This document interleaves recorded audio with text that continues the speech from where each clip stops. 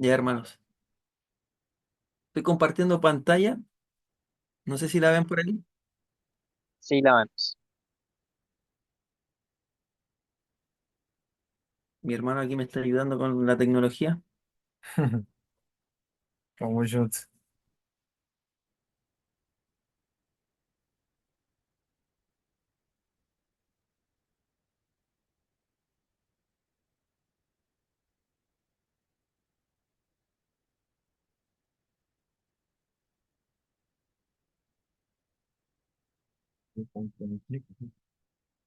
Y estoy con...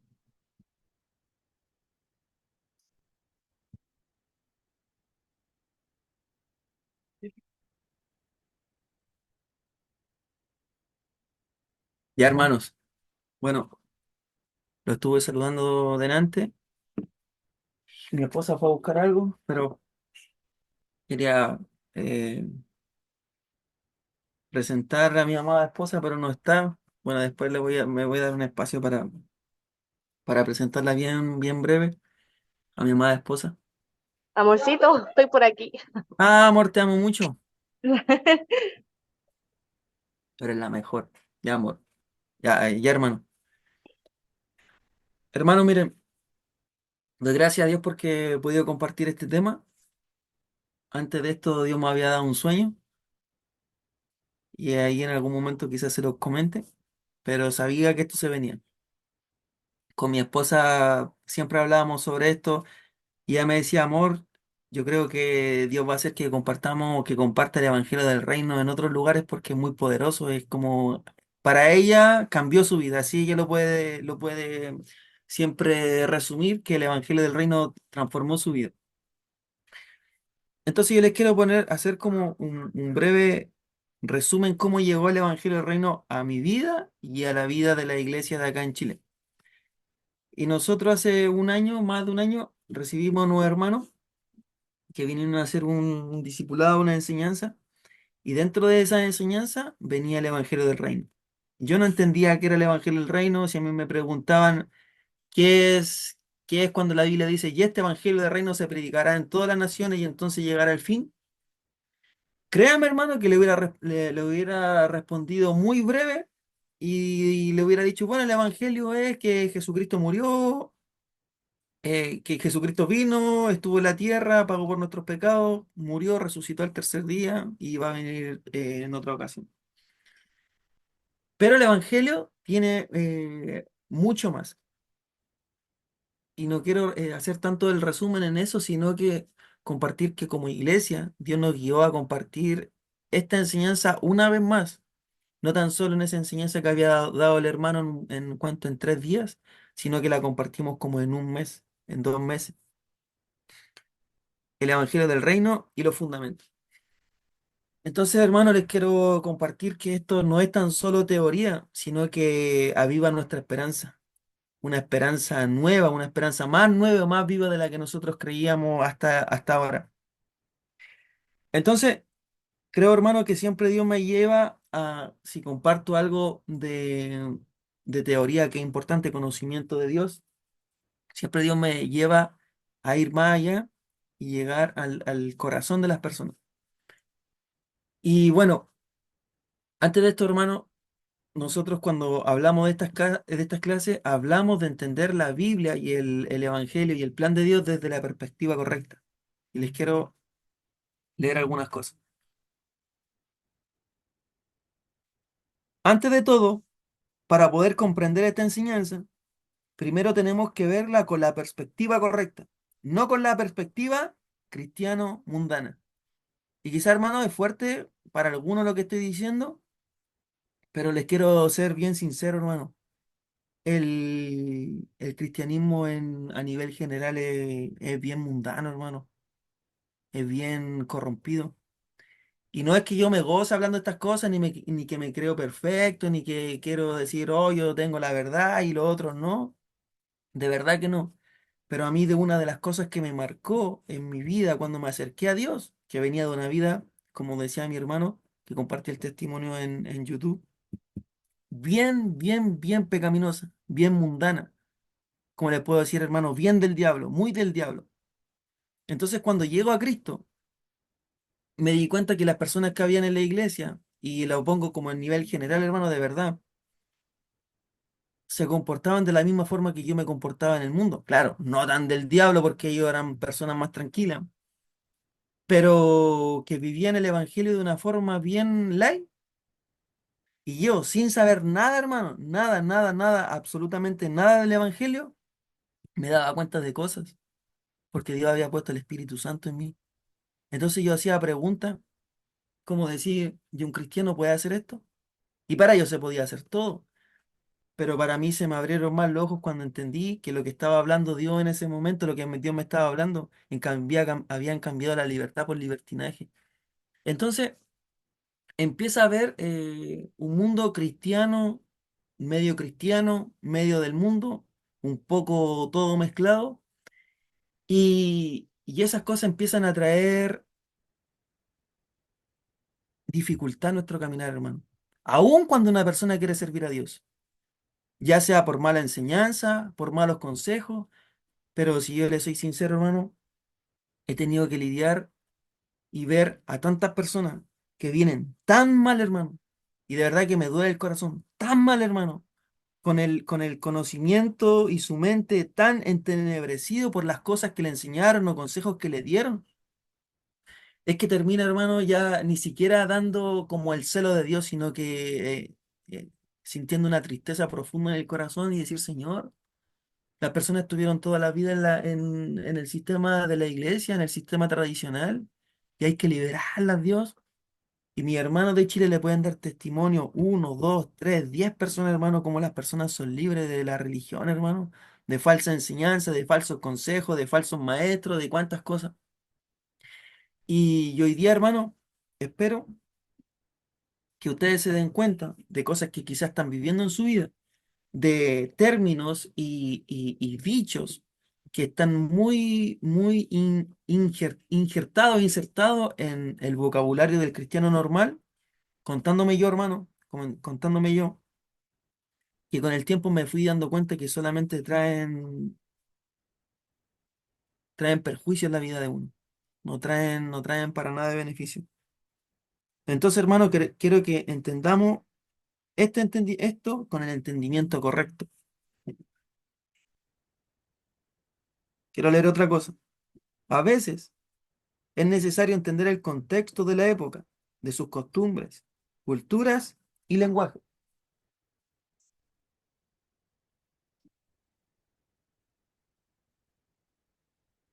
Marqué esa palabra con negrita en mi celular, el lenguaje.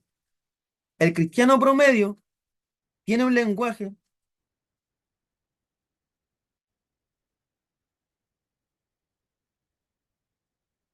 tiene un lenguaje y una comprensión de ver las cosas con una perspectiva incorrecta.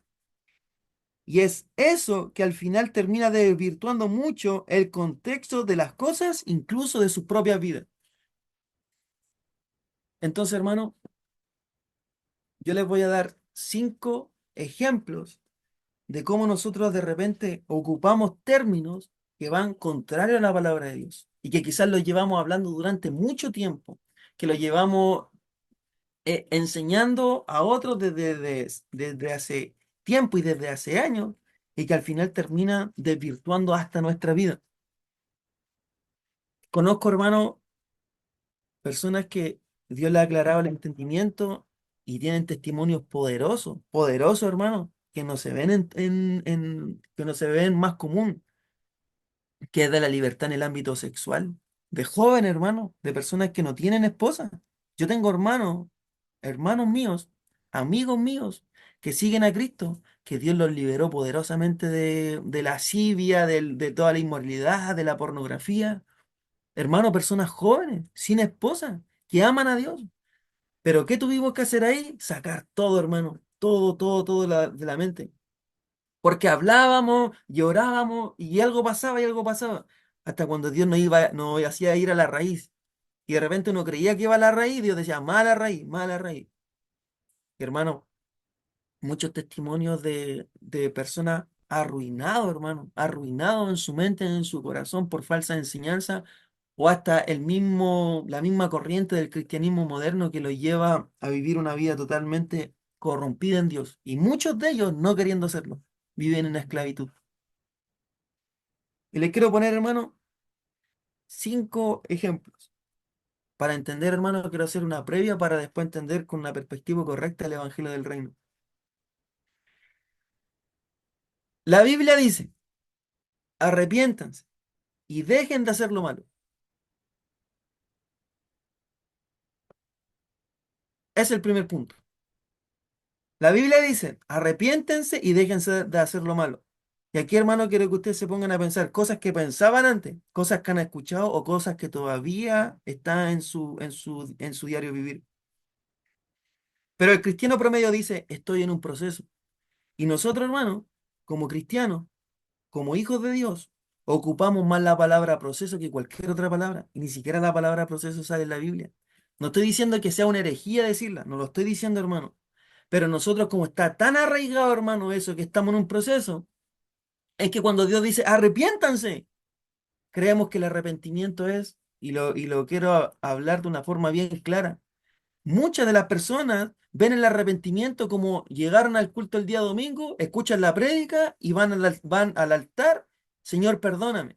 Y después el lunes siguen haciendo lo mismo y el martes, el miércoles, el jueves, hasta que llegan el culto el domingo, le hablan, Dios toca el corazón de ellos, Señor, perdóname, pasan al altar. ¿Quién quiere pasar al altar? Y vemos con personas y con cristianos que semana a semana pasan al altar durante meses, durante años, pero no se arrepienten, porque para ellos arrepentirse es pedirle perdón a Dios. Para ellos arrepentirse, decir, Señor, perdóname, me equivoqué, pero al otro día siguen haciendo lo mismo a los 2 días. Entonces viven en una mentira en sus mentes. Porque la palabra arrepentimiento en el hebreo, y aquí no me quiero ponerme como mucho en el hebreo ni en el griego, pero es metanoia, que es darse vuelta. Dejar de hacer lo malo y ahora hacer el bien. Es como dar vuelta a lo que estábamos haciendo. Pero muchos de nosotros cambiamos la palabra arrepentimiento como decir, estoy en un proceso. El cristiano de esta época cree que el obedecer es una ley y un peso, y que es todo difícil, pesado. Pero Juan dijo, los mandamientos de Dios no son difíciles de cumplir. Entonces de repente podemos tener en nuestras mentes que obedecer a Dios es casi un peso, es como casi un yugo, pero muy, muy pesado, así como de hierro. Y es por eso es que no podemos obedecer. Bueno, es que no estamos bajo la ley, estamos bajo la gracia. Y son textos y cosas que la ocupamos comúnmente. Pero les quería decir de estos dos. Si nosotros leemos Juan 5 del 1 al 3, lo quiero leer, hermanos. Y quiero, hermanos, que quería pedirles que tengan su Biblia a mano porque después quiero que leamos unos textos, hacerlo así de forma más rápida. Algunos lo escribí literal, lo escribí ahí en la pantalla para que los podamos leer de ahí sin tener que buscar en la Biblia y que se transforme en algo más tedioso. Todo el que cree en Jesús, que es el Cristo, ha llegado a ser el Hijo de Dios y ser un hijo de Dios. Y todo el que ama al Padre ama también a los hijos nacidos de él. Sabemos que amamos a los hijos de Dios y amamos a Dios y obedecemos sus mandamientos. Amar a Dios significa obedecer sus mandamientos y sus mandamientos no son una carga difícil de llevar. Hermanos, miren, nosotros pensamos que obedecer a Dios es una carga pesada, un yugo ligero, pero aquí la Biblia está demostrando otra cosa. Y aquí, hermano, quizás con lo que les mencioné de Deuteronomio 30:11 van a quedar quizás con más esperanza, hermano, con más esperanza de que el obedecer a Dios sí se puede. Este mandamiento que hoy te entrego hoy no es demasiado difícil para ti, ni está fuera de tu alcance. No está guardada en los cielos, tan distante para que tengas que preguntar, ¿quién subirá al cielo y bajarlo para poder oír y obedecerlo? Tampoco está guardado más allá del mar, tan lejos para que tengas que preguntar, ¿quién cruzará el mar y lo traerá para que podamos oírlo y obedecer? Hermano, de las cosas más difíciles, o una de las cosas, hermano, más difícil de que las personas puedan entender es que obedecer a Dios tiene que ser un deleite en nosotros. El negar, el tomar la cruz, no es una cruz de 150 metros toda pesada, sino que el Señor nos ayuda a llevar las cargas y los pesos, y Él nos ayuda a obedecer. y todo se hace por medio de la fe. Me gusta una parte que sale en Romano, hermano, que dice que ellos no alcanzaron la obediencia y no pudieron hacerlo porque no lo hicieron por medio de la fe. Entonces de repente vemos como la ley de Dios muy difícil, muy pesada. Pero dice la Biblia en Romanos que ellos no pudieron obedecerla porque no lo hicieron mediante la fe, sino su propia justicia, su propia justificación, y Dios nos llevó a vivir una vida ligera en Dios. Y quiero darle gracias a mi hermano Oscar, porque de verdad que me mandó una enseñanza, se la mandé a los hermanos acá en Chile, y de verdad, hermano, que fue pero 100% provechoso, así que le doy gracias a mi hermano. Punto 3. El cristiano promedio te dice, yo amo a Dios. Pero uno le pregunta, ¿tú obedeces a Dios? Y ellos responden, lo intento, pero Dios me ama así como soy. O Dios conoce mi corazón. Y esas cosas, hermano, ya están tan arraigadas en la gente que uno le puede preguntar, ¿y qué hay en tu corazón? Y uno le dice, en tu corazón hay adulterio, hay ira, hay contienda, es lujurioso. Y ellos, si son sinceros, te van a decir sí. Entonces ese concepto de decir, estar en pecado, estar desobedeciendo a Dios, y decir es que Dios conoce mi corazón o Dios me ama así como soy, es como una verdad, hermano, bien, bien distorsionada. ¿Por qué? Porque distorsionan el amor de Dios. Y yo sé que ustedes todos lo han escuchado esto que les voy a comentar. Las personas ven a Dios como un Dios, errado obviamente, y cada vez que uno comete pecado, bueno, es que Dios me ama. Y eso cauteriza nuestra mente y nuestra conciencia. Y no entendemos que el amor de Dios también trae justicia. Y el amor de Dios también es disciplina. Entonces, cada cosa que nos puede pasar y nos puede hacer llegar a Dios. A ver, quiero entender, quiero que se entienda bien la idea. Cada cosa que nosotros podemos errar es una verdad que Dios tiene misericordia. Pero no hay que abusar de la misericordia de Dios, porque Él es un Dios terrible y temible, pero a veces solamente entendemos como el amor de Dios, como una forma de un papá que nos tolera todo. Pero la Biblia dice que el que no disciplina a su hijo y lo deja hacer lo que él quiera es un mal padre. Hermano, quiero hacer un paréntesis con esto. A mí algo que más me marcó y todavía me marca todavía y sustenta mucho mi permanencia en Cristo es su amor, su compasión. Decir, hermano, he metido la pata muchas veces, me he equivocado, hermano, y Dios ha tenido misericordia de mí por su amor, su bondad, por la gracia de Él. Pero Él quiere que nosotros enderecemos nuestra senda y vivamos de la forma que Él quiere. ¿Cómo quiere que vivamos Dios? Por medio de la fe. ¿Cómo quiere que Dios que lo obedezcamos? Por medio de la fe. ¿Cómo Dios quiere que nosotros permanezcamos en Él? Por medio de la fe. Todo lo hace Él y para Él, para que nosotros vivamos la vida que Él quiere. 4. Jesús dijo, los que me aman obedecen mi palabra, pero el cristiano promedio te dice, este es un proceso y un trato entre Dios y yo. Entonces las personas ven como cada cosa es un proceso, cada cosa es engorroso. Si hiciste algo, bueno, Dios me va a poner en un proceso y voy a entenderlo, pero Dios quiere que lo entendamos hoy. De hecho, las personas, hermanos, si ustedes se ponen a pensar, uno les predica y dicen, todavía no es mi tiempo, pero Dios dice, hoy es el día de tu salvación. Si hoy día escuchaste, hoy es el día de tu salvación. Pero a veces podemos tener una perspectiva incorrecta. De Dios dice, ya no lo hagas más y toma una decisión firme en tu vida. Y yo les aseguro, hermano, que cuando uno empieza a tomar decisiones firmes en la vida, firme, hermano, en Cristo, decir, Señor, por favor, ayúdame, yo no sé hacerlo, pero por favor, yo no quiero hacerlo más. Señor, yo tomo una decisión, más hay que decir que es un proceso, que es un camino, que es un camino muy estrecho, que es un camino de enseñanza, si es verdad, hermano, si es verdad, pero quiero que entendamos la perspectiva correcta, como cuando el apóstol Pablo dijo, el que peque, el que se arrepienta, dice, el que robe, que no robe más, sino que déle a los pobres con lo que trabaja. Entonces Dios es bien así, hermano, es bien así. Él nos ayuda y quiero que lo entendamos bien. Él nos ayuda, hermano. Y la gracia de Dios está en nuestra vida y el Espíritu Santo hace su obra en nuestra vida. De hecho, en Ezequiel 37 dice que por medio del Espíritu, hermano, nosotros podemos obedecerlo. Y eso es una alegría, hermano. Y cuando nosotros empezamos a ver los evangelios y el sacrificio de Jesús para que nosotros pudiéramos vivir esa libertad, Cambiamos la palabra Dios me hizo libre y sacamos la palabra sí, que es un proceso. El 5. La mayoría de los cristianos culpan al diablo y a otras cosas por las desgracias que les pasan, pero al final están en esas condiciones por su terquedad y obstinación, los cuales los llevan a tomar malas decisiones. Aquí, hermano, en Chile, es muy común que la gente todo le eche la culpa al diablo. ¿Te duele algo? Es que el diablo. ¿Te pasa algo? Es que el diablo. Tomaste una mala decisión, hermano, y estás con las deudas hasta el cuello, el diablo. Es que Dios me está pasando por un tema, por un proceso. Y Dios te puede decir, ¿y para qué te encalillaste tanto? Si no puedes pagarlo. Y uno tiene que decir, ¿y Dios me metió ahí? Les voy a poner un ejemplo, hermano, que quizás les suene chistoso, pero quiero que lo entendamos para nuestras vidas. Tengo un amigo que una vez me llama y lo veía afligido. Me dice, hermano, choqué la camioneta.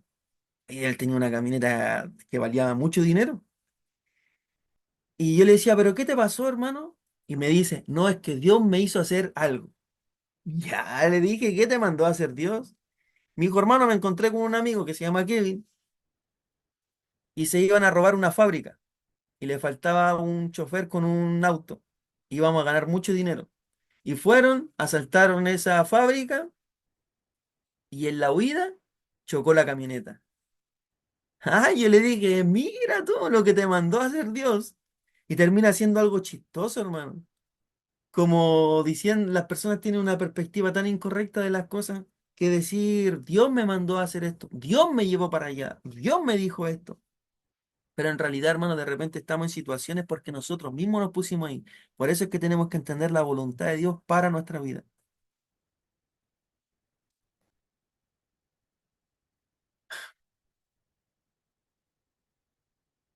Debemos comenzar desde una base sólida, aprender a leer la Biblia en contexto, leer la Biblia de un hilo conductor, de principio a fin.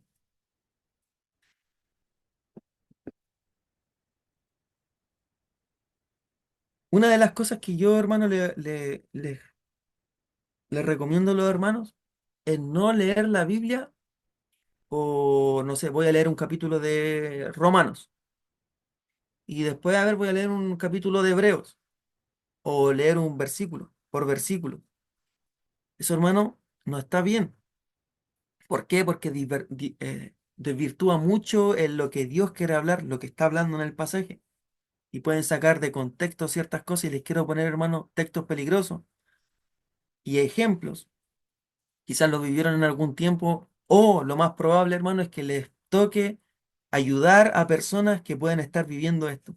Y ustedes le pueden dar luz, hermano, por medio de la palabra de Dios. Peligros y riesgo que es leer por extractos.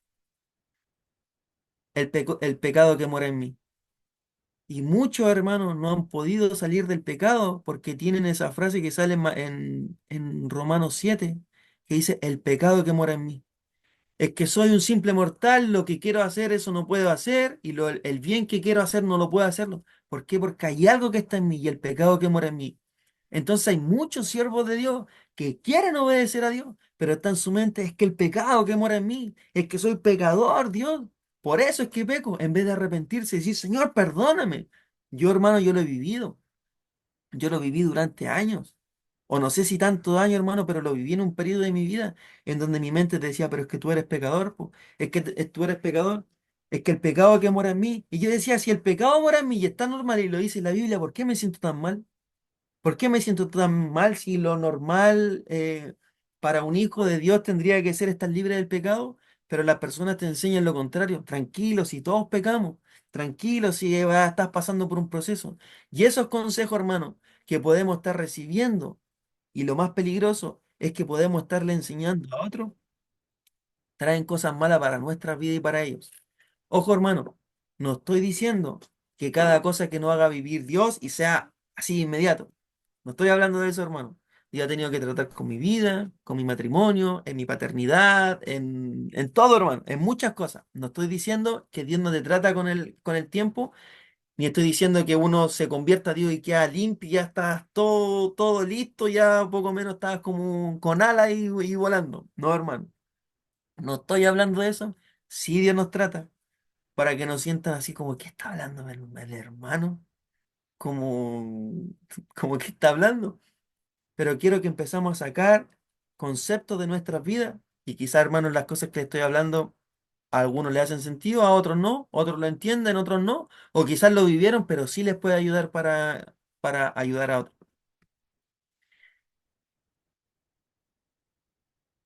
Romanos 3:10, hermano. ¿Cometiste algún pecado? ¿Hiciste algo malo? Lo hablas con tu hermano y te dice, hermano, es que no hay ni uno justo. No hay ninguno que haga lo bueno. Y uno dice, bueno, si sabes la Biblia, no hay ninguno justo, no hay ninguno que haga lo bueno. Pero cuando entendemos eso, hermano, y leemos el contexto y de lo que está hablando, hermano, no está hablando de los que han nacido de nuevo. No está hablando de los que han nacido de nuevo, hermano. De hecho, si nosotros seguimos leyendo ese texto, dice su lengua profiere engaños. Son... Empieza a hablar cosas muy fuertes, hermano. Y si ustedes se ponen a pensar, y si ustedes se ponen a pensar, ¿de verdad soy esta persona? Si yo tengo las palabras mismas de Dios, si yo tengo el Evangelio en mi vida y le puedo compartir a otros, ¿de verdad que soy un sepulcro que habla mentira? Quiero leerlo, hermano. No hay ni uno justo, ni siquiera uno. Nadie es realmente sabio. Nadie busca a Dios. Todos se desviaron, todos se volvieron inútiles. Yo les digo, hermano, ¿ustedes no buscan a Dios? ¿Somos tan inútiles, hermano? No hay ni uno que haga lo bueno, ni uno solo. Lo que hablan es repugnante, como el mal olor de una tumba abierta. Su lengua está llena de mentiras. Y yo les pregunto, hermano, ¿esto está hablando de una persona nacida de nuevo? ¿Su lengua está llena de mentiras?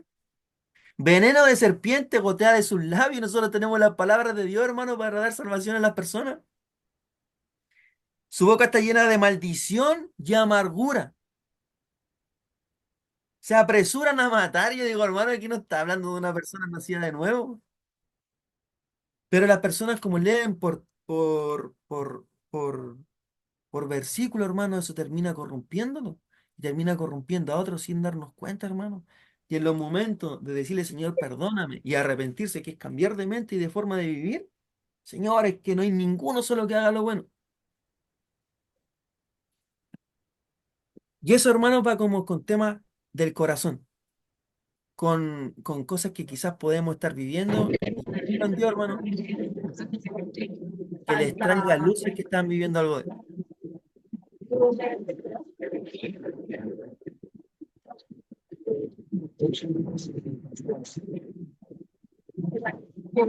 Jonathan, tienes el micrófono abierto. Ya. gracias, hermano. Entonces, hermano, eso tiene que ver con entender el evangelio de una forma y de una perspectiva ya sin cosas, como le llaman mi hermano, los hermanos de Colombia, no sé si todos, le llaman con mañas. Las personas, hermano, vienen con muchas mañas, uno viene con muchas mañas, ni siquiera del mundo, ni siquiera del mundo, del cristianismo, hermano. Una vez un hermano me decía, hermano, pero la religión, esto y esto. Y yo le decía, hermano, te digo algo. Yo he visto cómo las personas son libres de esto, de esto, de esto. Y le digo, hermano, me da pena. Y él me dice, te creo, hermano, nunca lo he visto. Y él pudo ver, hermano, en un bautismo, cuando una persona tenía un espíritu de religión, decía, te amo, Señor, gracias, Señor. Y empezó a alabar a Dios. Y decía, cállate, espíritu de mentiroso, sale. Y hermano estaba mintiendo. Era un espíritu, hermano, que decía, gracias, Señor, te amo, te amo. Y mi hermano que estaba mirando, hicimos un contacto visual y después lo hablamos. Y me dijo, hermano, es verdad, hermano. Y las personas, hermano, han tenido que ser libres de mentiras, de falsa doctrina, de muchas cosas que terminan perjudicando su vida en Dios, aún queriendo hacer lo bueno. Entonces, hermano, esa es la primera parte con respecto a los temas del corazón. Paso a otro ítem. Comprender diferencia entre judíos y gentiles. Nosotros, hermano, somos gentiles. No habían promesas para nosotros. Dios eligió al pueblo de Israel como posesión exclusiva. Eso habla la Biblia del pueblo de Israel. Y hay veces, hermano, que la gente saca a Israel del plan de Dios, y muchas cosas. Y algunos se transformaron hasta en antisemitas. O algunos en tiempos antiguos decían, bueno, los judíos mataron a Jesús, hay que hacerle la guerra y matémoslo. Pero es un mal entendimiento de ver la palabra. Y aquí, hermano, tiene mucho que ver con el tema del Evangelio del Reino. Nosotros no esperábamos a ningún Mesías, ellos sí. Me he reído estos días con esto. Que digo, le decía, lo único que esperábamos nosotros era que llegara el día viernes para salir a emborracharnos, salir a bailar algunos, o algunos esperaban el día del partido de fútbol, o otros la final de la Copa del Mundo. Eso es lo que nosotros esperábamos, hermano. Nada más. Ninguno de nosotros, hermano, desde niños decíamos, estamos esperando la redención de nuestro pueblo. Estamos esperando que venga el Mesías y nos rescate. Ninguno de nosotros, hermano, estudió la Torá en el colegio, ninguno de nosotros, hermano, nos enseñaron el Génesis, el Éxodo de cuando nosotros éramos niños, ninguno de nosotros. Para nosotros, el Mesías se nos vino a presentar para nosotros, desde los evangelios para adelante. Ahí nosotros entendíamos parte de lo que era el Mesías. Nosotros no esperábamos ningún reino, pero ellos, los judíos, sabían que Dios iba a traer un reino nuevo. Hermanos, nosotros no esperábamos un reino nuevo. Ellos sí. Los profetas, hermanos, hablan de que ellos va a venir un reino nuevo. Y lo entienden. Hermanos, mucho más que nosotros. Los cristianos, mucho más, hermanos, mucho, mucho, mucho más. Nosotros vivíamos sin promesa, sin pacto ni esperanza, pero ellos sí la tenían. Para nosotros, Jesús fue el Salvador y libertador de nuestros pecados. El Dios que nos libró de la tristeza, depresión, soledad. Y le llamamos Jesucristo. Y generalmente, sin saber lo que significa Cristo. Incluso si conocemos algún judío que crea en que Jesús es el Mesías, podríamos decir, Él se convirtió a Cristo. Y podemos decir en YouTube, hermano, ve este video, un judío se convirtió a Cristo. Pero es tan mal el entendimiento, hermano, y las palabras que ocupamos, que ni siquiera los cristianos saben lo que significa Cristo. Y para mí, hermano, durante años, Cristo, porque Jesucristo fue crucificado, entonces como que se parece. Eso, hermano, yo entendí, creí por muchos años, pero la palabra Cristo significa Mesías. Eso significa, hermano, Cristo. Entonces, pero sabemos qué significa Cristo y aquí dice, ungido, usualmente persona consagrada, como un rey, sacerdote o santo, Mesías ungido, el Mesías. Entonces, hermano, quiero ir un poco para atrás. He visto algunos videos que salen judíos y los cristianos salen haciéndoles preguntas. Hermanos, se burlan de ellos, hermano, pero de una forma impresionante. Los cristianos están hablándole y ellos así como, porque les preguntan, hermano, puras tonteras. Y nosotros, hermano, si habláramos con un judío y le predicáramos, el único fundamento que tenemos es decirle Isaías 53. Nada más, hermano. Y ellos te pueden decir 20, 30 fundamentos, porque para ellos Jesús no es el Mesías. Entonces, hermano, es tan precario el entendimiento y el conocimiento, y aquí, hermano, yo me sumo a un entendimiento tan limitado de lo que es el Mesías, el ungido, y yo creo que si hubiera hablado con un judío se hubiera reído en mi cara de mi hermano, queriendo predicarle. Y el Espíritu Santo revela la verdad, y eso, hermano, es una verdad. Pero nosotros vemos que el apóstol Pablo y Apolos eran convincentes en el uso de la escritura con los judíos, y por eso es que ellos se convirtían. Pero el otro día veía un judío que se había hecho discípulo de Jesús. De hecho, hasta me cuesta decir que se había convertido a Cristo porque es como que uno lo tiene en su lenguaje. Pero ellos te pueden decir, ¿cómo es que me convertí a Cristo? ¿Cómo eso? Si nosotros siempre hemos creído en Cristo. Y ahí quizás los cristianos digan, ¿cómo si ustedes no creen en Jesús? Ajá, pero es que eso es diferente, po. Ellos siempre han creído en el Mesías, siempre. Siempre lo han esperado. Años, hermano. Miles de años lo llevan esperando. Pero nosotros tenemos el entendimiento errado de que si le preguntáramos eso, quedaríamos asombrados y que ellos te dirían, si nosotros creemos en Cristo. Oh, wow, cree en Cristo, amén, que Dios te bendiga. Y quizás nos podemos hasta ir, pero ni siquiera sabemos lo que Él nos dijo, en que ellos sí creen en el Mesías, pero no en Jesús. Para nosotros sí, pero para muchos de ellos no.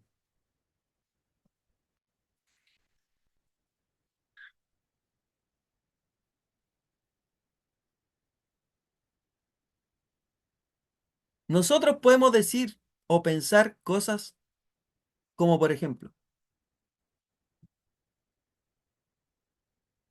los judíos,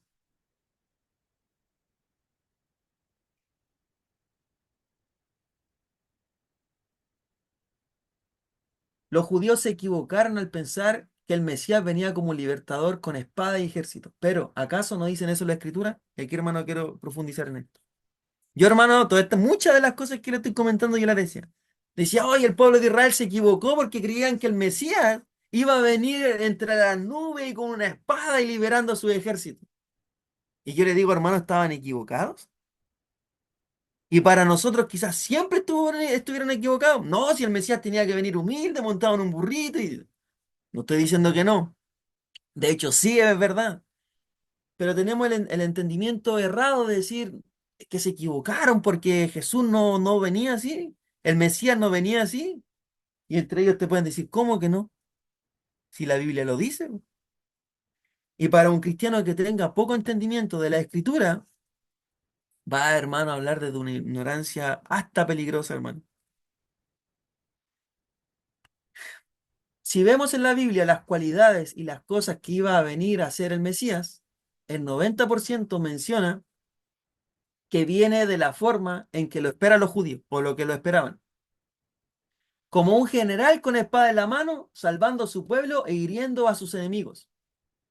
Pero el Mesías sufrido sale en dos o tres ocasiones claras en la Biblia. No hay mucho más. Isaías 53, Salmo 22, que son las partes que a nosotros, hermanos, más nos quebrantan. Son de las partes más maravillosas, hermano, de la Biblia. De decir, ojo, que del Cristo, del Mesías, se habló que iba a venir a sufrir por los pecadores y por los impíos y para redimir a su pueblo y para hacer de los dos pueblos uno. Entonces, hermano, nosotros eso lo entendemos. Y quizás nos dan ganas hasta de ir a Israel y decirle, voy a predicarle a todos los judíos, Isaías 53 y Salmo 22. Hermano, íbamos a ir a dar pena, hermano.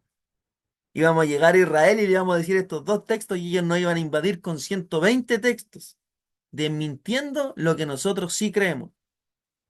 Hermano, estoy diciendo para ellos. Y quiero retroceder un poco antes. Para los judíos, el Mesías ungido vendrá a salvarlos de la opresión literal de sus enemigos. Y aquí, hermano, quizás otras cosas que le explote la cabeza. La Biblia menciona en muchas partes es que los judíos y el pueblo de Israel va a ser vencido y que ellos van a clamar y que va a venir el Mesías de entre las nubes y va a pisar el monte de los olivos y va a liberar a su pueblo. Y eso lo podemos ver en muchos de los profetas que hablan del día del Señor. No el día del Señor como decir, ah, cuando el Señor vino, nació desde una mujer y estuvo en un pesebre y entró en un burrito a Jerusalén y muchas profecías que se cumplieron ahí. No, hermano, es más allá que eso. Para nosotros, quizás eso no tiene mucha implicancia porque no estamos viviendo en Israel y en Jerusalén, pero en un momento sus mujeres van a ser violadas, van a ser cautivos y va a venir el Mesías desde entre las nubes y va a pisar el monte de los olivos, hermano, y va a venir a redimir a su pueblo, lo va a venir a salvar y va a venir a derrotar a sus enemigos. Pero esa parte del Mesías como que la tenemos muchas veces bloqueada de nuestra mente, muchas veces, hermano, bloqueada de nuestra mente y lo creemos como un hecho histórico. Pero es que eso va a pasar. Es que eso va a pasar, hermano, y va a ser literal, no es una metáfora, es real. Así como Jesús entró en un burrito, que para muchos judíos era metáfora, fue real, hermano. Y una de las partes más lindas de la Biblia que le dice, Osana, el rey de las alturas. Osana, el hijo de David. Y ahí, hermano, estoy dando un spoiler. Pero nosotros decimos Osana, hijo de David. ¿Y qué significará Osana, hijo de David? Ni siquiera sabemos lo que significa la palabra Osana. Entonces, hermano, con esto, hermano, quiero que se edifique nuestro entendimiento, pero nuestro espíritu, porque esto no es solamente teología, esto es algo, hermano, que nos da esperanza, como lo decía hace un momento.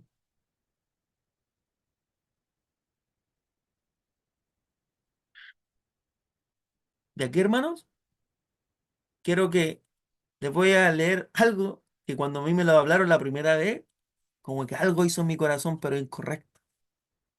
Por algo que yo tenía tan estipulado en mi mente. Y casi fue como una ofensa para mí lo que estaba hablando un hermano que se llama, bueno, algunos lo conocen aquí, Rubén, pero le prestaba atención. Y yo sabía que después podía preguntarle cosas. Pero hermano, quiero que esta parte que voy a hablar, que se entienda bien. No den al tiro un juicio, no es nada raro, hermano, sino que va a ser algo que es verdadero que sale en la Biblia. Y también tengo hermanos que han hablado de este tema y me lo han comentado y lo creo de la misma forma que lo creen ellos, pero hermano, les vamos a dar una perspectiva más correcta, más bíblica, aún sabiendo que lo que están diciendo es real. Otra imagen incorrecta que se puede tener es en qué ponemos nuestra esperanza.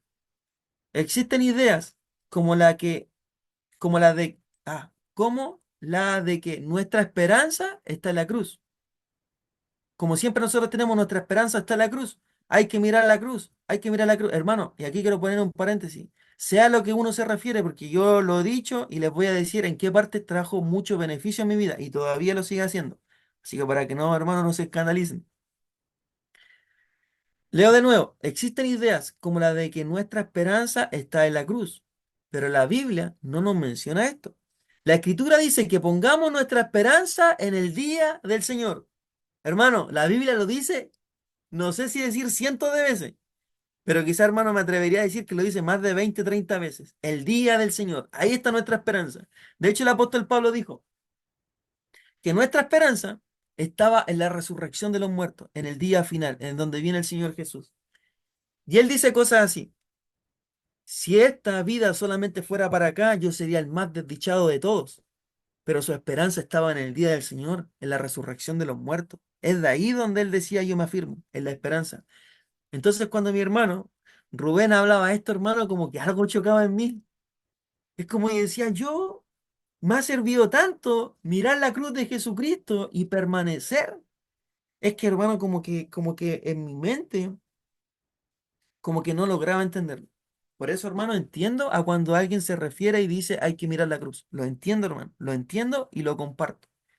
De hecho, cuando uno mira el sacrificio de Jesús, eso nos llena de gratitud y de quebranto. Y decir, Señor, tú lo hiciste por mí. Pongamos que estamos viviendo una temporada donde estemos pasando tentaciones y nosotros miramos la cruz de Jesucristo, lo que Él hizo por nosotros, y decimos, Señor, tú pagaste por este pecado, Dios. Tú pagaste por este pecado, yo soy libre. Tú diste tu vida por mí. Derramaste sangre para que yo fuera una persona libre.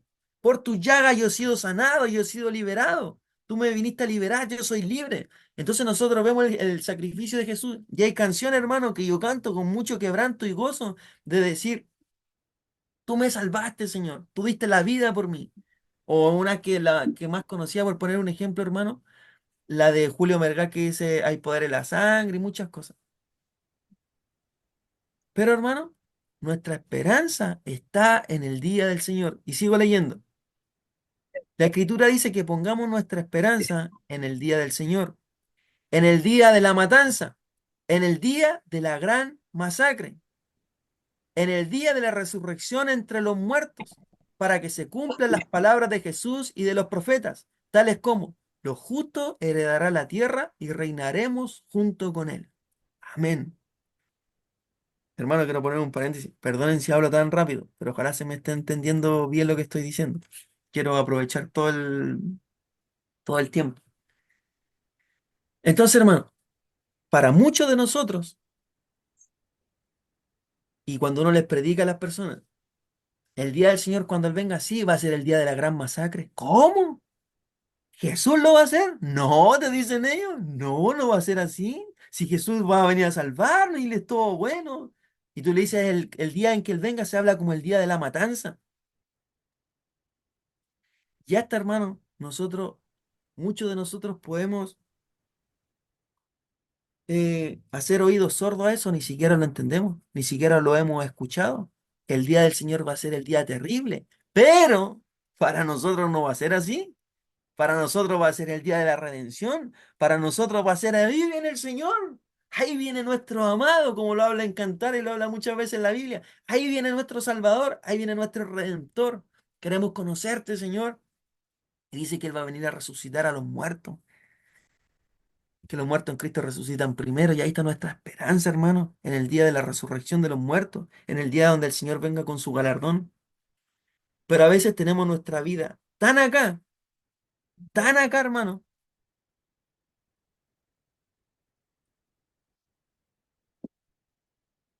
A veces tenemos nuestro mundo, nuestra vida tan acá, hermano, que no ponemos nuestra esperanza en el día del Señor, sino que tenemos nuestro anhelo, nuestro sueño en esta era. Pero el Señor dijo que todo esto iba a acabar. Todo esto, hermano, iba a acabar. Y si nosotros ponemos nuestra esperanza aquí, si nosotros ponemos nuestra esperanza aquí, hermano, nosotros estamos perdidos. Si todo esto va a perecer, pero el Señor cuando habló de la palabra de Él, habló en su palabra, hermano, Él habla todo. Muchas de las bendiciones, hermano, un gran porcentaje están para la era venidera, no para esta era. Si esta era ni siquiera está gobernada, y aquí quiero, hermano, que se entienda bien. El Señor dijo, el diablo, el príncipe de este mundo, él el que gobierna, hay muchas partes que él habla de Satanás. Pero una vez un cuñado me decía, pero Francisco, si el diablo es el que no gobierna. Y yo le digo, a ti te gobierna, pero los hijos de Dios no los gobiernan. Nosotros nos gobierna Cristo. Y nosotros pasamos de un Señor que es Satanás a pasar de un Señor que es Jesús. Y Él es nuestro Señor. Hermano, espero se haya entendido esto. Quiero hablarle por experiencia propia. Cuando yo empecé a poner mi esperanza y mi mirada en el día del Señor, hermano, pero es que algo se abrió aquí en mi entendimiento, hermano. Y aún cualquier cosa que estaba pasando, decía, Señor, yo pongo mi mirada en el día del Señor.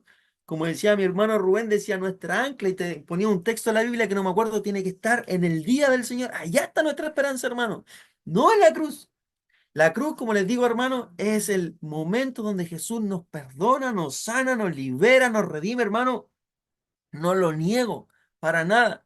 Tampoco digo que no podamos decir hay que mirar la cruz. Tampoco, hermano, lo desmiento y digo que es herejía. Sino que estoy hablando de otra cosa más profunda, más allá, y que nuestra mirada tiene que estar en el día del Señor.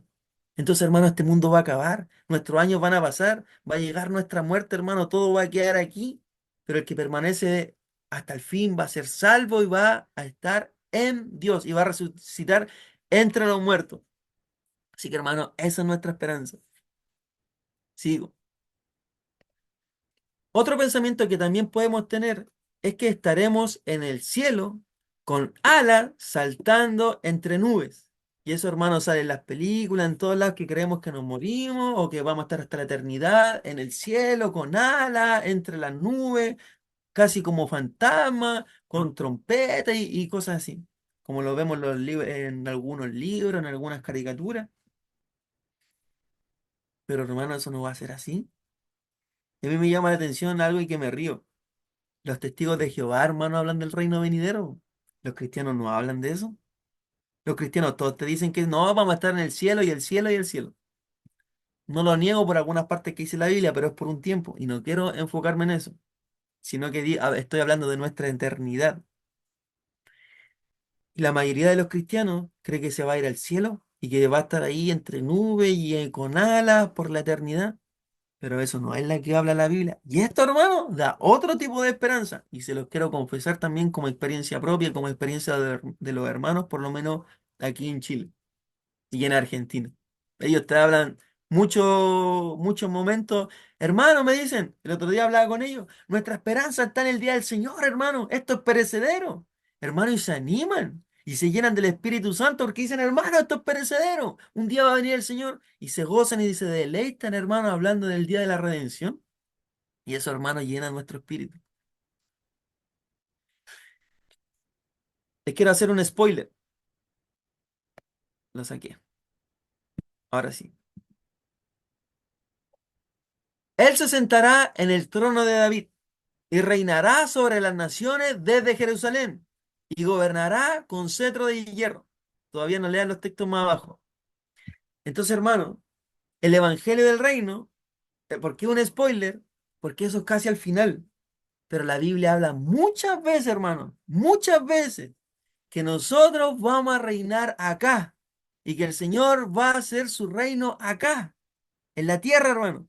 Acá en la tierra va a hacer desaparecer todo y ahí viene el día del Señor y el día de Jesús, cuando Él viene, cuando viene el Mesías ungido y viene con gran despliegue de poder y fuerza y ya no viene como, entre comillas, humilde, sino que viene con sus ojos de fuego y lleno de ira a destruir a sus enemigos. Pero nosotros no tenemos como ese concepto muy arraigado. Y Él se va a sentar en el trono de David y gobernará con cetro de hierro. Hermano, mire. Quiero que hagamos un ejercicio antes de pasar al tema del Evangelio del Reino, que es más breve de lo que le he compartido. Y quiero que nos pongamos a pensar, la primera vez que leímos Lucas, o las veces que leímos Lucas, y ni siquiera entendimos muchas de las cosas que estaban hablando ahí, y que las pasamos por alto, o que quizás nos pusimos a pensar, ¿y qué dice aquí? ¿Y qué dice ahí? Como por ejemplo cuando dice se sentará en el trono de David, y habla mucho de David el Nuevo Testamento, mucho de David, como los ciegos que decían, Señor, hijo de David, ten compasión de mí. Y ahí uno dice, ah, hijo de David, quizás ¿por qué va a ser? Quizás su papá se llama David, pero aunque muchas personas saben que se llama José, entre comillas, pero muchos de nosotros no lo entendemos. Pero ahora, hermano, es donde nosotros vamos a entender más allá para el que no entiende y para el que entiende se le fortalezca el entendimiento del Mesías, no desde Mateo para adelante, sino desde Génesis para adelante. Y quiero que me acompañen a leer estos textos que los coloqué textual para que lo entendamos, para que no perdamos tiempo como en buscar los textos en la Biblia. Lucas 1:26 dice, cuando Elizabeth estaba en su sexto mes de embarazo, Dios envió el ángel Gabriel a Nazaret, una aldea de Galilea, a una virgen llamada María. Ella estaba comprometida para casarse con un hombre llamado José, descendiente del rey David.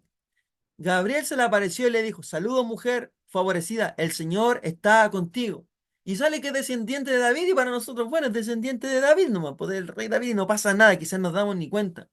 Y después en Lucas 1:32 hasta el 33 dice, él será muy grande y lo llamarán Hijo del Altísimo. El Señor Dios le dará el trono de su antepasado David y reinará sobre Israel para siempre, y su reino no tendrá fin. Y aquí, hermano, que uno dice, Señor, cuando leí esto la primera vez, o la segunda, o la tercera, quizá ahora, el Señor le dará el trono de su antepasado David. ¿Y quién es David?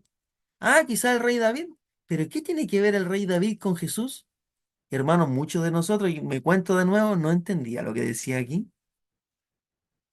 Y reinará sobre Israel para siempre. Su reino no tendrá fin. Aleluya, hermano. Lucas 1:68 al 79. Alaben al Señor, el Dios de Israel, porque ha visitado y redimido a su pueblo. Nos envió un poderoso Salvador del linaje real de su siervo David. Y de nuevo lo dice, como lo prometió mediante sus santos profetas hace mucho tiempo, como lo prometió por sus santos profetas hace mucho tiempo, o sea, de Jesús, del Mesías se hablaba desde mucho tiempo. Ahora seremos rescatados de nuestros enemigos y de todos los que nos odian. Y aquí dice de nuevo, Él nos rescatará, hermanos, de todos nuestros enemigos y de todos los que nos odian. Él ha sido misericordioso con nuestros antepasados al recordar su pacto sagrado, el pacto que prometió mediante un juramento a nuestro antepasado Abraham. Hemos sido rescatados, perdón, hemos sido rescatados de nuestros enemigos para poder servir al Dios sin temor, en santidad y justicia, mientras vivamos. Y tú, mi pequeño hijo, serás llamado profeta del Altísimo, porque prepararás el camino para el Señor. Dirás a su pueblo cómo encontrar la salvación mediante el perdón de sus pecados. Gracias a la tierna misericordia de Dios, la luz matinal del cielo está a punto de brillar entre nosotros, para dar luz a los que están en la oscuridad, en sombra de muerte, y para guiarnos en el camino de la paz. Y aquí, hermano, en el versículo 73 habla de Abraham, el pacto que prometió mediante un juramento a nuestro antepasado Abraham. ¡Wow! Entonces uno dice, entonces esto que se está anunciando del Mesías está hablando de Abraham. Abraham, de hecho dice, el evangelio fue dado a Abraham, eso sale en Gálatas. Y muchas veces cuando nosotros solamente decimos el evangelio, les voy a mandar un video bien cortito, hermano, de mi hermano Rubén, que lo explica bien, bien breve. El evangelio solamente es de Jesús para adelante. ¿Y qué es el evangelio? Jesús murió y resucitó y dio esperanza. Pero el evangelio dice que fue dado a Abraham. Y ahí uno dice, Señor, tu plan venía desde mucho antes. Desde mucho, mucho, mucho, mucho antes. Y quiero ir a otro punto, ahí los vamos a ir tocando, hermano. En ese tiempo, este es Lucas 2:25. En ese tiempo había en Jerusalén un hombre llamado Simeón. Era justo y devoto y esperaba con anhelo que llegara el Mesías y rescatara a Israel. Hermano, los judíos sí estaban esperando al Mesías. Antes que nosotros, hermano. Antes que nosotros. Por decirlo de alguna forma, siempre. El Espíritu Santo estaba sobre él y le había revelado que no moriría sin antes ver al Mesías del Señor. Ese día, el Espíritu lo guió al templo, de manera que cuando María y José llegaron para presentar al bebé Jesús ante el Señor como exigía la ley, Simeón estaba allí. Toma al niño en sus brazos y alabó a Dios diciendo, Señor, soberano, permite ahora que tu siervo muera en paz, como prometiste. He visto tu salvación, la que preparaste para toda la gente. Él es la luz, Él es una luz para revelar a Dios a las naciones y es la gloria de su pueblo Israel. Y de nuevo, hermano, habla de Israel y de muchas cosas del Mesías. Lucas 2:36, hermano, y esta es solamente las primeras partes de Lucas. En el templo también estaba Ana, una profetisa muy anciana, hija de Fatuel, de la tribu de Aser. Su esposo había muerto cuando solo llevaba 7 años de casado. Después ella vivió como viuda hasta la edad de 84 años. Nunca salía del templo, sino que permanecía allí de día y de noche adorando a Dios en oración, en ayuno y oración. Llegó justo en el momento que Simeón hablaba con María y José y comenzó a alabar a Dios. Habló del niño a todos los que esperaban que Dios rescatara a Jerusalén.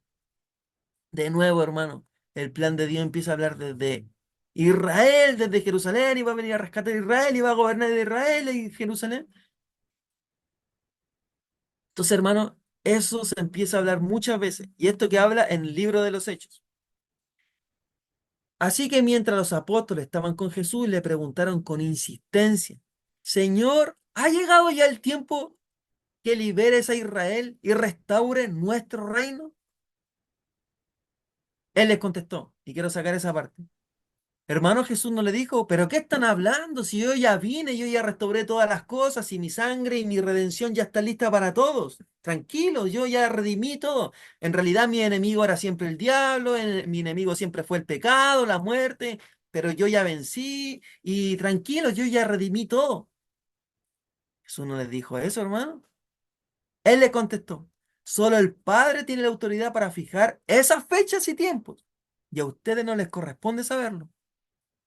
Y ahí le dice, pero recibirán poder cuando el Espíritu Santo descienda sobre ustedes, y serán mis testigos, y le hablarán a la gente acerca de mí, y en todas partes, en Jerusalén, por toda Judea, en Samaria, y hasta los lugares más lejanos de la tierra. Aleluya, hermanos. Hermanos, va a venir un día a redimir a su pueblo, a restaurar su reino. Y le quiero hacer otro spoiler. La Biblia habla muchas veces que Él va a reinar desde Jerusalén. desde Jerusalén, desde Israel, y Él va a reinar en esta tierra, hermano, no en el cielo, va a reinar aquí y va a poner bajo sus pies a todos sus enemigos. ¿Ya, hermanos?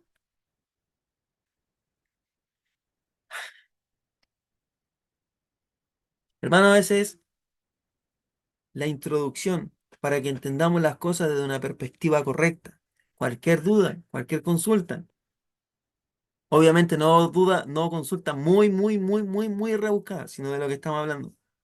Se las puedo explicar hasta donde yo sé. No les voy a decir, hermano, si no sé, lo invento. No, hermano, si no lo sé, digo, hermano, no sé. Y el posgrado hay que trasnocharse, hay que leer mucho, cada uno está.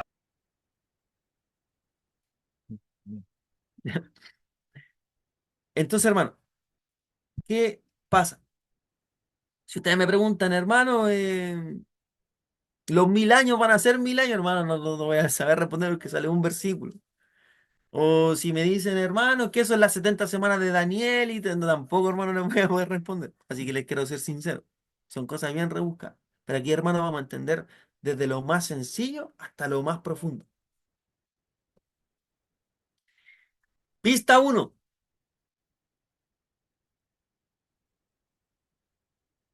Viene del vientre de una mujer y vencerá al diablo.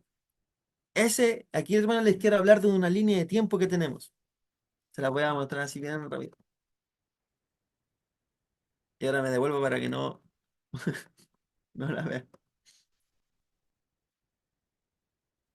Primera pista. Del Mesías, hermano, y del Salvador y el que va a venir a vencer, se habla desde Génesis. Viene del vientre de una mujer y vencerá al diablo. Pondré enemistad. Aquí está hablando cuando el diablo engaña a la mujer, la comen el fruto y Dios empieza a maldecir su vida. Pondré, Génesis 3:15, pondré enemistad entre tú y la mujer. Aquí le está hablando al diablo. Y entre tu simiente y la de ella. Su simiente te aplastará la cabeza, pero tú le herirás el talón. ¿Qué le está diciendo al diablo? Que de la mujer, hermano, del vientre de una mujer, y ya se hablaba de que el Salvador y que el que iba a venir a vencer iba a venir del vientre de una mujer. ¿Pero qué decía? Que le va a pisar la cabeza al diablo, que lo va a vencer, que va a decirle, yo te venzo. Y ahí, hermano, es la primera esperanza que se da, que va a venir alguien que va a venir a derrotar a ese diablo malo, que ha venido a hacer estrago aquí en el mundo. Entonces la esperanza ya está en que va a venir uno que le va a pisar la cabeza al diablo. Y aquí, hermano, quiero adelanto, nosotros venceremos por medio de un Salvador. Y aquí quiero ir a Romanos 16:20 y aquí quiero sacar otras cáscaras, hermano, del cristianismo que podemos tener en nuestra mente. Voy a devolverme. Nosotros tenemos, hermano, el entendimiento y yo lo pensé muchas veces y hasta cantaba canciones así, que decía, el enemigo ya ha vencido. Está me llenaba de gozo, sí, Señor, tú diste la victoria. Pero yo que me ponía a pensar en ese momento, mientras lavaba a Dios y estaba ahí con ganas de servir a Dios con mi esposita linda, preciosa al lado, amor, somos victoriosos por medio de Jesucristo. Y veía a la persona y cantaban, el enemigo está vencido, decían, el enemigo está vencido. Y yo pensaba y decía, no sé si lo tienen tan vencido. No mirando en crítica, sino que era como nuevo, era como inmaduro en mi forma de pensar. Entonces pensaba para mí y decía, el enemigo no está vencido. Dios nos da la arma, y aquí quiero, hermano, de nuevo poner otro paréntesis. Nosotros no somos de los que somos vencidos por las tinieblas. Nosotros somos vencedores por medio de Jesucristo, por medio de su Espíritu, por medio de su nombre, de las tinieblas. Pero, hermano, el Señor nos dio toda autoridad, pero el enemigo no está vencido, hermano. Lastimosamente, lastimosamente, he tenido que hablar esto con algunas personas que dicen, el enemigo está bajo nuestros pies. Oye, yo digo, no sé si están así. Gracias, Señor, porque tú pusiste al enemigo bajo nuestros pies. ¿Saben por qué lo dicen, hermanos? Porque lo escucharon. No porque lo hayan leído ellos, porque lo escucharon. Y aquí les quiero hablar algo de Romano. Y después, si tienen duda, hermanos, respecto a esto, me pueden comentar. Romanos 16:20. El Dios de paz aplastará. Hermano, ya aquí Jesucristo había sido crucificado, ya había ascendido al cielo, ya Jesús ya había pagado, había hecho toda su obra santificadora en la cruz. El Dios de paz aplastará muy pronto a Satanás bajo los pies de ustedes. Que la gracia del Señor Jesús sea con ustedes. Yo digo, hermano, aplastará. Él todavía, hermano, está en esta tierra haciendo estragos y miren cómo está. Donde vivo yo, hermano, está pasando tanta violencia que están muriendo los jóvenes, hermano. Están baleándola a tal punto. En que ayer salió una noticia de donde vivía yo, donde vivo yo. 150 balazos, hermano. Mataron a 2 personas. Y anteriormente, hace 2 semanas atrás, en ese mismo lugar habían matado como a 2 personas y habían baleado a un montón. Y cuando se dieron cuenta que a la niña era una niña, una joven a la que habían baleado, no la mataron y se la llevó una ambulancia, la siguieron, hermano, en un auto. La siguieron en un auto para rematarla. A ese extremo, hermano, está el mundo de malo. Pero los cristianos siguen diciendo el enemigo está derrotado. ¿Sabes lo que yo pienso, hermano? Que el diablo se ríe y dice, ¿seguro que estoy derrotado? ¿Seguro que estoy derrotado? Pero nosotros para que empecemos a entender la Biblia de la forma que Dios dice. Yo creo en esto, hermano, que el Señor va a vencer a la plenitud. Él ya venció y lo podemos ver que sale en Colosenses o dice en una parte en Juan, jóvenes, ustedes han vencido al maligno. Y lo está hablando como ustedes venzan por medio del testimonio de Jesús. Y ahí les quiero hablar una palabra de Apocalipsis.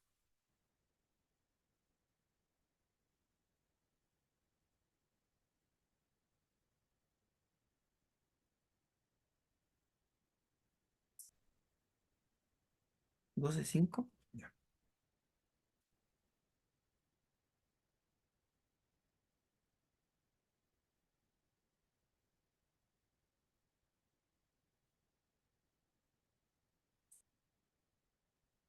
Es cuando dice que venceremos por medio del testimonio.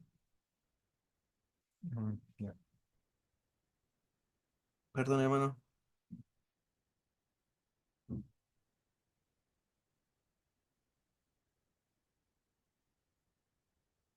Sí. 12:11. No entendí. 12:11. Les quiero leer una parte de Apocalipsis, hermano. Aquí está hablando de algunas cosas y dice, bueno, voy a leerlo de un versículo antes. Luego oí una voz, una fuerte voz que resonaba por todo el cielo. Por fin ha llegado la salvación y el poder y el reino de nuestro Dios y la autoridad de su Cristo. Pues el acusador de nuestros hermanos, el que los acusa delante de nuestro Dios día y noche, ha sido lanzado a la tierra. Ellos lo han vencido por medio de la sangre del Cordero y por medio del testimonio que dieron. No amaron tanto la vida como para tenerle miedo a la muerte. Por lo tanto, alégrense, oh cielos, y alégrense ustedes, los que viven en los cielos. Pero el terror vendrá sobre la tierra y el mar. Bueno, ahí está hablando de otras cosas. Pero quiero enfocarme en esa palabra. Ustedes lo han vencido por medio del testimonio de Cristo. Y nosotros, hermanos, somos vencedores del por medio del testimonio de Cristo. Hermano, de hecho, en una parte en Apocalipsis, cuando, y no quiero meterme tanto en escatología ni en el fin de los tiempos, pero sí en algo que habla la Biblia, claro, que dice que el Señor mete al falso profeta y a la bestia, estoy casi seguro, hermano, y los tira al lago de fuego y azufre. Y a Satanás dice que lo encadena. Y que ahí después pasan 1000 años y que después lo suelta. Y después, hermano, el Señor lo manda al lago de fuego y azufre. Y ahí, hermano, ya no hay más. Pero cuando lo suelta, todavía le engaña a las naciones. Entonces, yo digo, y pónganse a pensar en esto. Ucrania, hermano, nunca le va a ganar a Rusia. Jamás. Nunca. Pero Ucrania no está vencido. Todavía le tiran misiles, ahora le tiran misiles a Rusia. Hay soldados rusos que mueren. O pongamos a pensar en la pelea de Israel con Gaza. Israel pelea con todos los países, pero pongámonos a pensar solamente con la guerra en Gaza. Los de Gaza no tienen cómo vencer a Israel, ni en sus mejores sueños no tienen cómo. Yo creo que hasta cuando invadieron Israel y se metieron y secuestraron a las personas y tomaron rehenes, hasta ese momento ellos sabían que nunca iban a vencer a Israel, po. Nunca, no pueden. Por las armas que tienen, no pueden. Pero yo les pregunto, ¿ellos están derrotados, hermanos?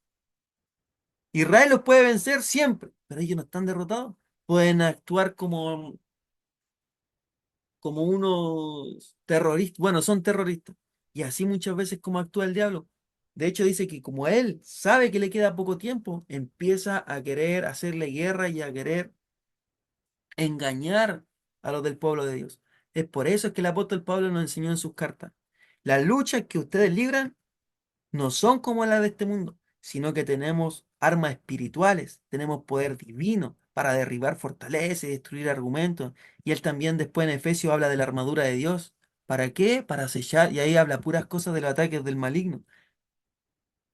¿A qué quiero llegar con esto, hermano? En que tengamos el entendimiento correcto. El diablo, hermano, no está vencido. Él está, hermano, obrando en la tierra y quiere obrar en contra de nosotros. Pero nosotros tenemos y somos vencedores por medio del testimonio de Cristo. Y hay una parte, hermano, que me gusta mucho que es el libro de Josué. Josué empieza a vencer a sus enemigos. Y hay una parte donde vence como a 5 reyes.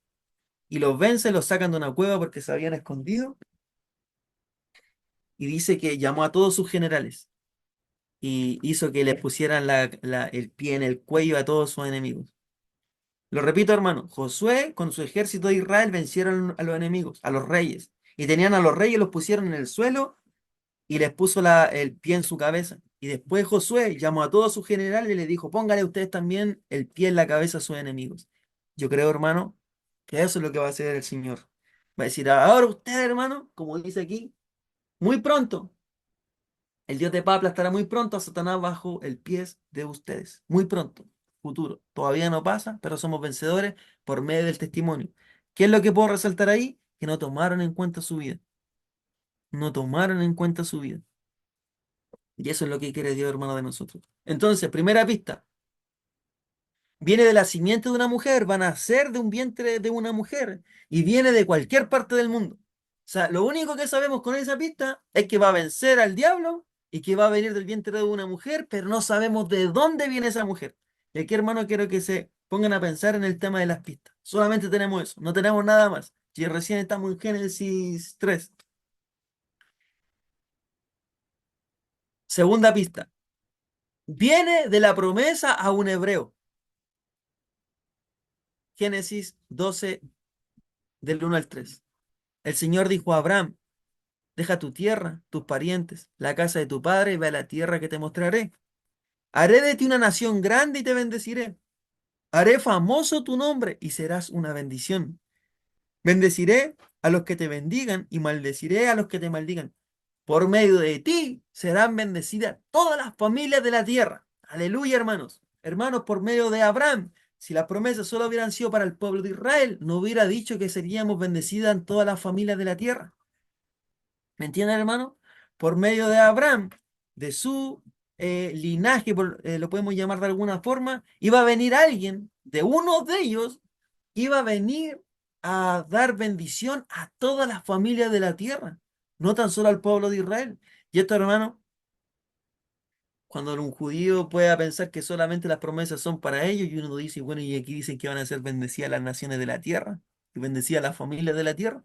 Y si solamente el Mesías viene para Israel y Dios es solamente para el pueblo de Israel, que muchos de ellos lo creen, la mayoría, ¿por qué aquí dice que van a ser bendecidas todas las familias de la tierra? Y aquí, hermano, ya empezamos a tener argumentos más sólidos. No para debatirlo en judío, hermano, pero empezamos a tener más conocimiento del evangelio del reino, que viene un reinado, que viene un rey. De Abraham viene la bendición y las promesas. Entonces, ya sabemos que viene del vientre de una mujer. Lo sabemos. Sabemos que va a vencer, pero viene del vientre de una mujer.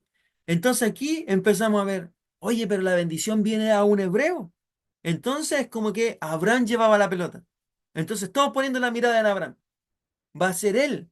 De él viene alguien que va a bendecir la familia de la tierra. De él viene una simiente que va a bendecir las familias de la tierra. Y aquí puse una foto con mi hermanito amado, que está aquí al lado mío, de Abraham con su esposa Sara cuando eran viejitos. Así que hermano, cuando les falte la fe, cuando su fe decaiga, acuérdense de que Abraham tuvo fe nomás. Abraham no hizo llover fuego del cielo, Abraham no abrió boca de leones, Abraham no mató a ningún gigante, Abraham tuvo fe y fue el amigo de Dios, porque le creyó a Dios. Aleluya. Amén. Aleluya, hermano, ¿no? Aleluya, hermano. ¿Estáis con cosas, no? Amén. Aleluya. Pista 3 y este hermano empieza a dar más claridad. Viene de la tribu de Judá. Hermano, yo no sé cuántos de aquí saben mucho o poco de la Biblia, así que quiero hacer un pequeño resumen con esto. Abraham tiene un hijo que se llama Isaac, Isaac un hijo que se llama Jacob, y después de ese hijo Jacob tiene 12 hijos. Jacob tiene 12 hijos. Tuvo otra hija por ahí, pero estoy hablando, tuvo 12 hijos. Y cada uno tenía obviamente un nombre. Uno se llamaba Rubén, Simeón, Neftalí, Judá, Isaacar, Sí. Aser, dime otro. Muchos hijos, 12 hijos. Y un día ellos estaban en un pueblo, en una tierra, y ellos venden a su hermano José. Sale de las películas, hermano, pero ahora se lo puedo relatar de una forma bien, bien sencilla. Tenían envidia de su hermano, porque Dios le había dado promesa a ese hijo que tenía Jacob, que se llamaba José. Y tuvieron envidia de su hermano, lo tiraban a un pozo y lo vendieron como esclavo. Ellos pensaron que él ya estaba muerto y él llega a Egipto. Estuvo como esclavo, después estuvo en la cárcel. Pero después ese José, Dios lo levantó y lo puso en un lugar alto. Y venía después del faraón. Era un hombre muy importante, hermano. Yo creo, pero igual me gusta la historia, que Egipto en ese momento era el pueblo más bendecido del mundo. De hecho, Dios le da 7 años de abundancia y 7 años de escasez, pero ellos tenían mucha abundancia para bendecir a los pueblos. Y ahí estaba José. Y José estaba ahí, y en un momento que había mucha escasez, fueron estos hermanos a Egipto a comprar alimento, y José se encontró con ellos. Pasan muchas cosas. José le dice que es su hermano, y bueno, pasan otras cosas más. Pero el tema es que todos ellos, más su papá, y con sus hijos, todos fueron a vivirse a Egipto. Y por eso es que el pueblo de Israel salió de Egipto cuando el Señor los liberó. Pero todavía no voy para allá. Entonces, estaban en ese contexto cuando antes que muriera Jacob, el padre de estos 12 hijos, empieza a bendecirlo, a uno por uno. Y empieza a dar otra profecía, otra cosa que se iba a cumplir después. Pista 3. Viene de la tribu de Judá. O sea, viene de estos 12 hijos que tenía Jacob, viene de la tribu de Judá. Viene de el linaje de Judá, del hijo. Aquí podemos ver el texto. Tú, Judá, serás alabado por tus hermanos. Dominarás, y quiero que se resalte y que vean las letras negritas. Dominarás a tus enemigos y a tus propios hermanos se postrarán ante ti. Mi hijo Judá es como un cachorro de león que se ha nutrido de su presa. Se agacha como un león, se tiende como una leona. ¿Quién se atreverá a despertarlo?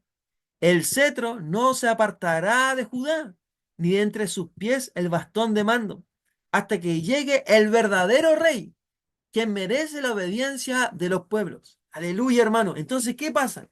Ya en Génesis se habla de que Judá y ya se empieza a nombrar la palabra rey.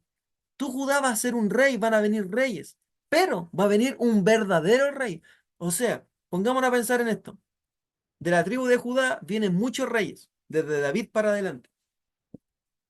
También lo vamos a tocar en unas clases, hermano. Pero ya se estaba profetizando que de Judá iba a venir reyes, pero no tan solo eso, un verdadero rey.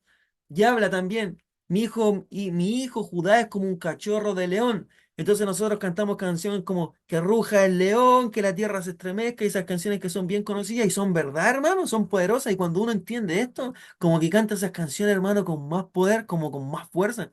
De hecho, esa canción dice, el descendiente de David, el hombre más notable que ama la justicia, y después empieza a decir que ruja el león, que ruja el león. Entonces, del descendiente de David.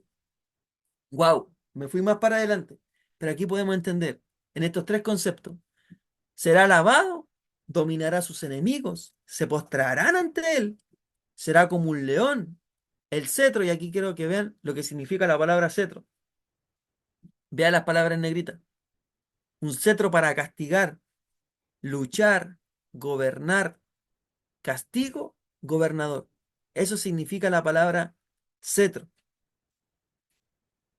Entonces, hermano, ya se empieza a conocer que el que ya se había hablado en Génesis ya empieza a tomar forma. Entonces, hasta Génesis 49, hermano, solamente en el libro de Génesis, ya sabemos que viene en el vientre de una mujer, que viene de un hebreo, sabemos que ese hebreo tiene una promesa de Dios, sabemos que él tuvo un hijo que se llama Isaac, otro Jacob, Dios le cambió el nombre a ese hijo Jacob y se llama Israel. ¡Wow, Señor! Entonces la promesa ya se empieza a saber que viene de Judá. Por eso, hermano, cuando nosotros leemos los evangelios, podemos ver que habla mucho de la tribu de Judá, mucho de la tribu de Judá, se habla mucho de David, del reinado, del reinado, del reinado, del reinado de David.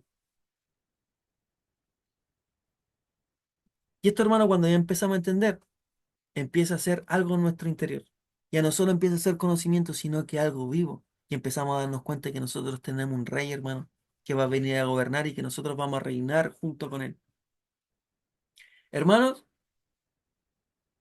esta es la primera clase del Evangelio del Reino. Vienen muchas cosas más. Yo sé que ustedes se han acordado de otras, de las promesas al rey David, de las promesas no sé, hermano, de lo que hablaron los profetas.